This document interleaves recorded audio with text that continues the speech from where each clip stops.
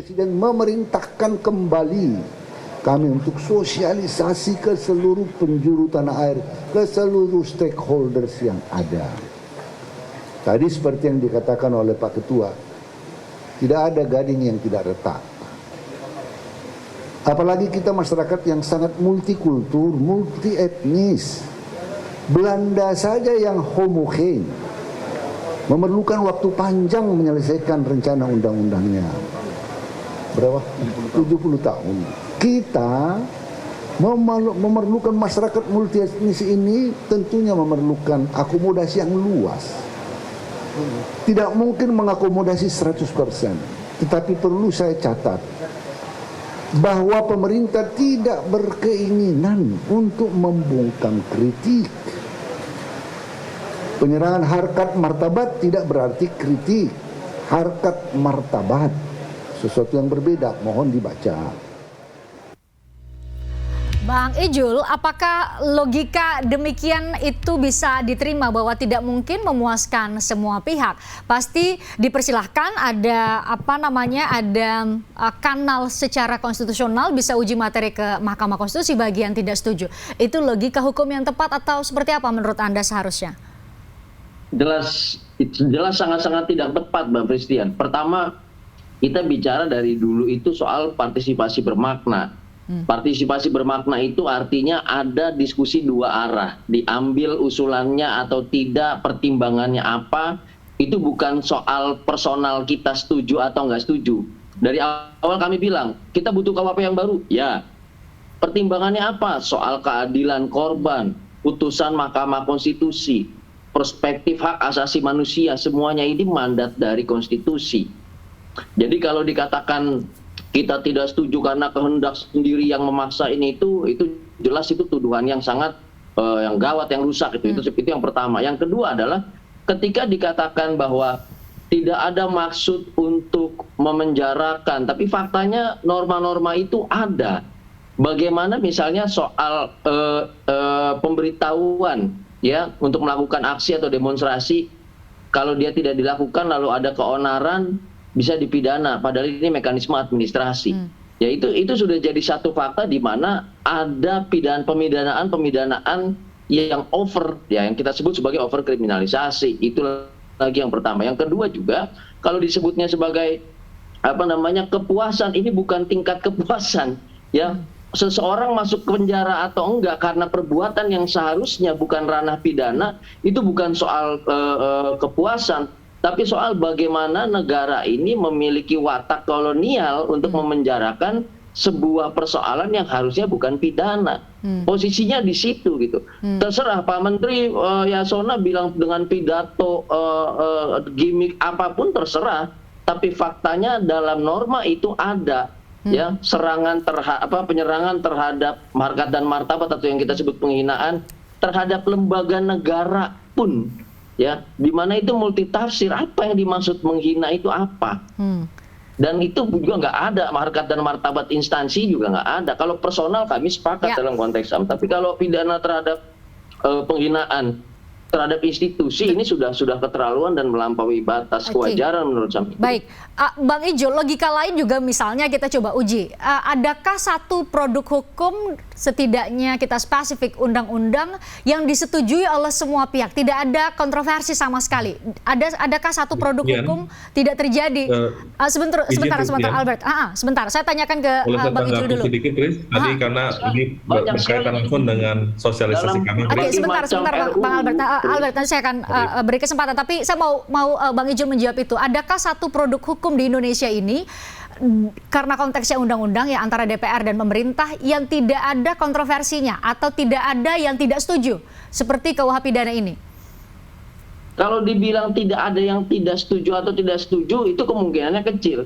Demokrasi sengaja menciptakan forum untuk setuju tidak setuju supaya ada diskursus, supaya ada perdebatan, supaya ada perumusan yang baik. Jadi persoalan itu bukan ketiadaan penolakan, ketiadaan persetujuan, tapi apakah diskursus ini, perdebatan ini dibawa ke dalam satu forum yang produktif. Saya kasih contoh Undang-Undang Bantuan Hukum. Ya, kita pemberi bantuan hukum, lembaga bantuan hukum itu tidak pernah setuju hanya diberikan kepada orang miskin. gitu. Tetapi kemudian jika kemudian ada pertimbangan keterbatasannya, ada pertimbangan di lapangan, pertimbangan di instansi, dan itu semua wajar diterima oleh akal pikiran, kita bisa jalan bersama-sama sampai kemudian hari ini kita dorong untuk perbaikan-perbaikan. Tapi ini kan tidak gitu. Ini tidak diberikan pertimbangan apapun, bahkan Bambang Pacul dalam RDPU saya hadir ketika itu dengan tegas mengatakan kami tidak punya kewajiban menjelaskan, kami tidak punya kewajiban untuk menjawab seluruh pertanyaan-pertanyaan Anda, kami bukan bawahan Anda, kami ini adalah petugas partai kami. Tidak setuju silakan jadi anggota DPR, masuk ke dalam ruangan ini sebagai anggota DPR. Ini kan logika fatal, logika kekuasaan yang anti kritik. Itu yang mau saya katakan dari awal. Baik, nah sekarang Albert mau nanggapin tadi, silakan Albert. Baik, terima kasih Christian dan makasih juga Ijul pandangannya. Tadi saya mau nanggapi sedikit ya. Pertama dari sisi pembentukan peraturan perundang-undangan secara formil ya, aspek formilnya. Tidak benar dikatakan kalau RKUHP ini tidak ada partisipasi yang bermakna, Chris. Boleh ditanyakan kepada teman-teman masyarakat sipil, betul nggak ada sebagian besar masukan dan aspirasi mereka yang diakomodasi? Bisa ditanyakan kepada teman-teman di ICJR, teman-teman di LAID, teman-teman di IJRS. Itu semuanya masukannya itu kami bahas. Jadi setiap ada masukan Chris dari masyarakat sipil, pasti selalu dibahas secara akademis, dilihat bagaimana konstitusi, bagaimana putusan MK terkait untuk menentukan apakah masukan tersebut betul-betul objektif untuk dipertimbangkan, Fris. Nah, saya perlu menyampaikan juga tadi kan mungkin salah satunya masukan mengenai tindak pidana penodaan agama dulu ya, blasfemi, yang sekarang jadi tindak pidana pencemaran agama, itu kami juga dapatnya dari teman-temannya Mas Ijo juga loh itu. Akhirnya kan terjadi reformulasi kan, sesuai dengan konvensi hak-hak sipil politik ICCPR. Bukankah itu merupakan bagian dari partisipasi bermakna? Jadi tidak benar kalau dikatakan bahwa searah. Jadi ada diskusi, ada dialog publik. Kalau betul ini, Fris, satu arah saja, nggak mungkin dari tahun 63 nih barang ini nggak jadi-jadi, Fris. Sudah 59 tahun dibahas ini, Fris. Nah, itu pertama dari aspek formil. Kedua, Fris, saya mau masuk ke aspek substansi, Fris. Tadi brother saya, Ijo, mengatakan bahwa tentang pasal unjuk rasa ya. Nah, pasal unjuk rasa ini kita buat sedemokratis mungkin, Fris. Kalau pemberitahuan itu, gini, Fris, kan orang kalau melakukan unjuk rasa ya, atau demonstrasi, itu kan pasti polisi itu harus mitigasi, harus antisipasi, harus melakukan pengalihan rute. Nah, pasal ini diatur bahwa orang yang melakukan unjuk rasa atau demonstrasi itu harus memberitahukan, Fris. Kalau sudah diberitahukan, Fris, nanti peraturan Kapolri yang mengatur tentang itu akan ikut KUHP. Ini kan leg superior. Peraturan Kapolri itu lagi inferior, Fris. Jadi kalau sudah diberitahukan rencana aksi atau demonstrasi tersebut, sekalipun terjadi akibat berupa terganggu kepentingan umum, Fris, itu nggak bisa dipidana sih, Fris. Jadi kekhawatiran atau kecemasan, ketakutan yang dipikirkan oleh teman-teman masyarakat sipil, inilah penjelasan yang saya bisa berikan malam hari ini. Ini ada yang nggak diceritain sama apa Bang Ijo? Disampaikan juga bahwa ada satu situasi jika terjadi kerusuhan dan keonaran, itu harus diceritakan juga, Bro Albert. Di lapangan, kami kasih contoh. Pada saat demo menolak Omnibus Law Cipta Kerja, kemudian datang sekelompok orang dengan seragam yang sama, dengan komando yang bernuansa seperti intelijen dan militer, itu kemudian datang membakar bis Transjakarta, membakar beberapa titik-titik yang kemudian jadi alasan untuk membubarkan massa aksi. Setelah kejadian itu, sekelompok orang itu hilang mendadak dan tidak tahu kemana. Konteksnya dengan KUHP pidana yang baru? Ini bisa dijawab, Fris. Jadi bagaimana dipersyaratkan pemidanaan itu terjadi apabila terjadi kerusuhan? Kami di lapangan, Albert bisa dijawab. Kami di lapangan. Bang Ijul kita gantian. Albert. Ya, silakan. Jadi gini, tadi kan kekhawatiran teman-teman masyarakat sipil nih, kekhawatiran teman-teman Mas Ijul nih, jangan-jangan ada rekayasa ya, tiba-tiba ada yang buat gerakan, bikin rusuh dan sebagainya. Tapi saya hari ini mau mengingatkan, kalau udah diberitahu, kalaupun itu terjadi, itu kan nggak bisa dipidana dengan pasalnya. Itu pertama. Kedua, dengan dulu, saya katakan begini. Belum selesai bro, bentar, sabar. Kita selesaikan Albert dulu. Lanjut. Yang kedua, Fris, ada terobosan baru di RKUHP nih, Fris. mengatur tentang tindak pidana rekayasa kasus, penyesatan dan proses peradilan. Kalau betul ada aparat yang melakukan hal itu, oknum ya Provokasi, tepatnya, fabricated evidence ini kan, jadi bisa diproses hukum juga. Artinya kalau memang sepanjang bisa dibuktikan ya, Pris. Jadi buat teman-teman masyarakat sipil, don't worry. Termasuk juga tadi soal pasal penyerangan harkat martabat diri presiden, penghinaan terhadap lembaga, selama itu kritik, bukan menghina, seperti yang terjadi pada aksi unjuk rasa di Gorontalo waktu itu. Ada seorang mahasiswa unjuk rasa, Pris, menentang kebijakan kenaikan BBM. Lalu keluarlah kata-kata ketika unjuk rasa tuh adrenalinnya naik, keluarlah kata-kata ngatain presiden dengan ekivalen seperti alat kelamin pria, Fris. Nah, hal ini kan nggak bisa dipertanggungjawabkan dan dibenarkan dengan alasan apapun, Fris.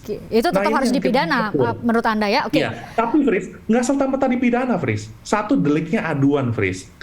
Kalau nggak ada aduan, Fris, tidak ada proses hukum, Fris. Kedua, Fris, nanti Mahkamah Agung akan ngecek, Fris, betul itu kritik atau menghina, Fris. Kalau kita masih percaya ini bangunan sistem negara hukum kita sebagai Indonesia negara hukum, Fris, kita harus percaya prinsip check and balances juga kan, terlepas ada cabang kekuasaan lain ya, yaitu cabang kekuasaan kehakiman. Ya, saat ini oknum penegak hukum dan lain sebagainya, Fris. Jadi itu jawaban saya. Bang Ijul tadi mau nanggapin?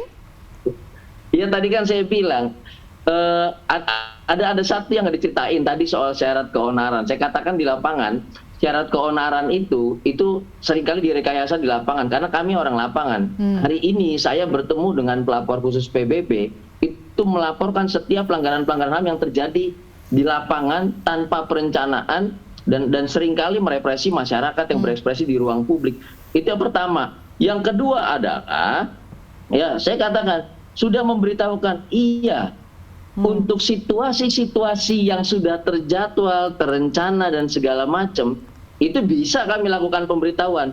Tapi bayangkan jika terjadi satu pelanggaran HAM dalam situasi atau insiden yang tidak direncanakan, kemudian dalam waktu tertentu yang tidak bisa kemudian kami persiapkan pemberitahuan dan segala macam, ya ini kemudian kan mempersulit kami untuk mencapai upaya-upaya yang namanya pemulihan gitu, apapun itu informal remedy atau formal remedy.